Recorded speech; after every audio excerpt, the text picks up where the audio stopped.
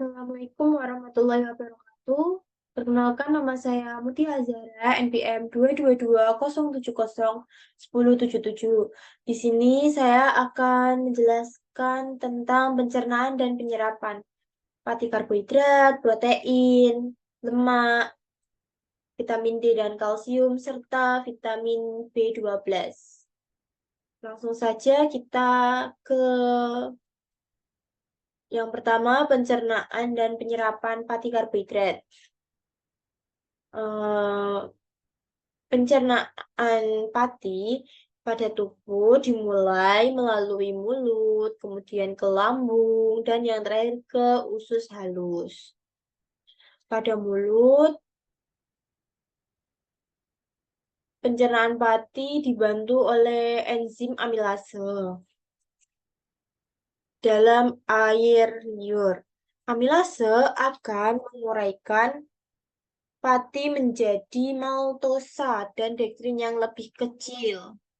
Pati ini menjadi hidrolisis alfa 1,4 ikatan glikosidik. Hidrolisis ini masuk ke dalam lambung. Nah, di sini amilase terhenti karena lingkungan asam pada lambung. pH pada lambung yang asam.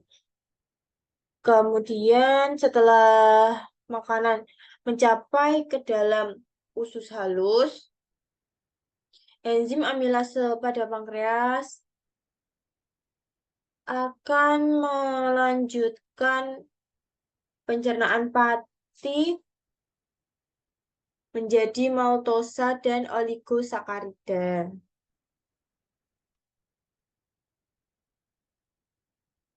Jadi ini maltosa dan oligosakarida. Kemudian yang kedua, pencernaan dan penyerapan protein. Di sini daging,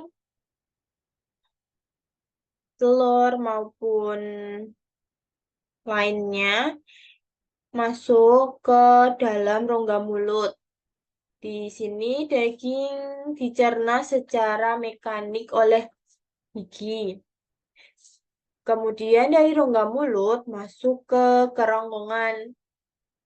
Makanan yang melewati kerongkongan dengan gerakan peristaltik oleh dinding kerongkongan. Setelah dari kerongkongan, makanan akan masuk ke lambung. Makanan ini akan bercampur dengan getah lambung. Protein juga menjadi pepton dan proteosa oleh enzim pepsin. Dari lambung ke usus halus, pepton diubah menjadi asam amino oleh enzim tripsin. Lemak diubah menjadi asam lemak dan gliserol oleh enzim lipase. Kemudian dari sini ke usus besar terjadi penyerapan air, pembusukan sisa pencernaan oleh bakteri E. coli. Setelah dari sini, nutrisi-nutrisi dari usus halus masuk ke pembuluh darah yang akan diedarkan ke seluruh tubuh. Nah, sisa dari pencernaan ini masuk ke usus besar untuk terjadinya penyerapan air, pembusukan sisa pencernaan dengan bantuan E. coli, dan masuk ke anus.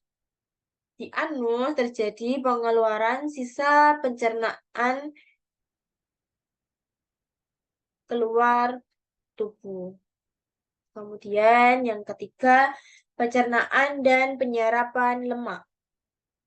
Proses pencernaan lemak ini dimulai dari mulut. Mulut mengunyah dengan bantuan enzim lipase linguistik, sehingga makanan atau lemak akan terdegradasi menjadi partikel yang lebih kecil. Setelah itu, selanjutnya lemak masuk ke dalam lambung. Di sini, Lemak akan terurai dan bergerak ke lambung untuk diproses lebih lanjut oleh enzim lipase lambung.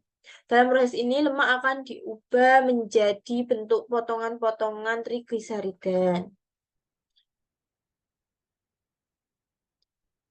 Lemak yang terurai selanjutnya bergerak ke duodenum.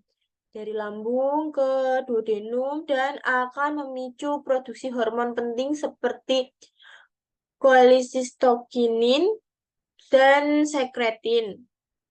Hormon tersebut selanjutnya akan memacu sekresi cairan empedu dan enzim lipase pankreas yang berperan untuk membantu dalam pemecahan trigliserida.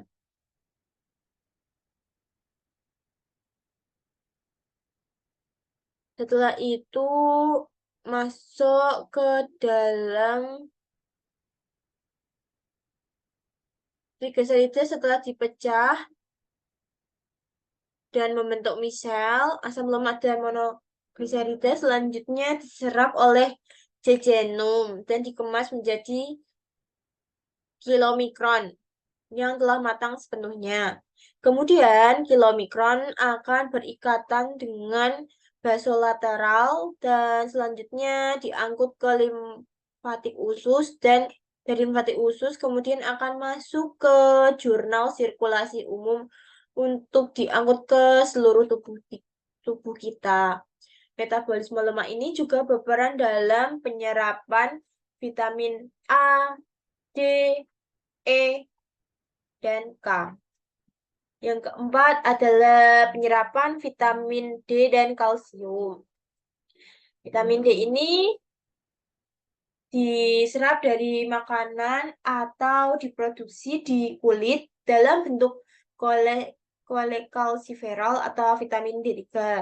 Nah, dalam bentuk kolekalsiferol ini atau vitamin D3 ini bentuknya masih belum aktif untuk menyerap kalsium secara memadai, harus diaktifkan.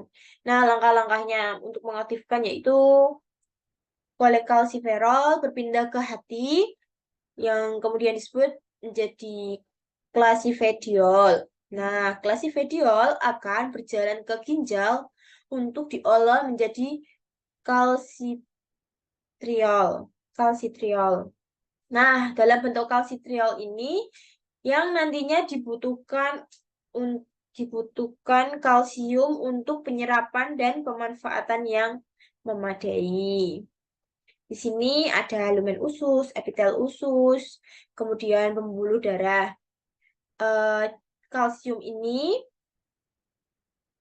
didapat dari menelan makanan atau menyerap makanan yang mengandung kalsium, dibawa masuk ke tempat intron, ini namanya tempat tempat intron, melalui transporter kalsium atau pengangkut kalsium. Kemudian ia mengikat protein di dalam sitrosol yang disebut calbindin.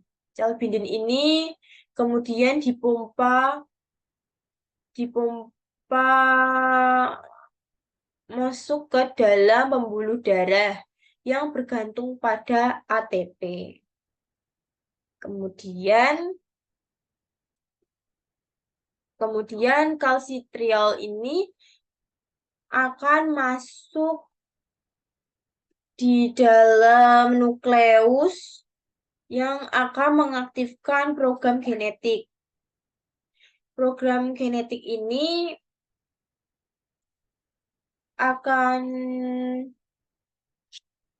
meningkatkan aktivitas pompa kalsium yang bergantung pada ATP untuk tempat masuknya memompa lebih banyak kalsium ke dalam pembuluh darah, aliran darah, sehingga semua proses ini akan meningkatkan serapan kalsium ke tempat masuknya dan memungkinkan lebih banyak kalsium diambil atau diserap dalam aliran darah. Kemudian yang terakhir itu pencernaan dan penyerapan vitamin B12. Nah, vitamin ini ada protein. Protein ini bisa daging, produk susu, telur yang mengandung vitamin B12 dicerna dalam mulut. Kemudian setelah mencapai lambung, masuk ke lambung, makanan yang mengandung vitamin B12 mulai dicerna. Di lambung, protein ini dipecah menggunakan bantuan enzim pepsin, memecah protein dan melepaskan vitamin B12. Vitamin B12 kemudian berikatan dengan protein haptokom. Haptokom ini disekresikan oleh kelenjar saliva dan lambung. Haptokom ini berfungsi untuk melindungi vitamin B12 dari suasana asam di dalam lambung. Vitamin B12 atau haptokom ini bergerak menuju ke duodenum dengan peran enzim pankreas seperti protease untuk memecah haptokom dan membebaskan vitamin B12. Vitamin B12 kemudian berikatan dengan faktor intrinsik dan membentuk kompleks faktor intrinsik vitamin B12 di sini. Kemudian kompleks vitamin B12 faktor intrinsik bergerak ke ileum, menuju ileum, dari sini ke ileum, dan akan berikatan dengan reseptor khusus pada sel-sel usus dan diserap ke dalam aliran darah. Di dalam aliran darah, vitamin B12 akan berikatan dengan transkobalamin atau protein pembawa yang mengangkut vitamin B12 ke berbagai jaringan tubuh. Nah, vitamin B12 ini berfungsi dan memiliki peran yang penting dalam sintesis DNA, produksi sel darah merah, dan sintesis lemak. Sekian video penjelasan dari saya. Apabila ada kesalahan kata, mohon dimaafkan. Wassalamualaikum warahmatullahi wabarakatuh.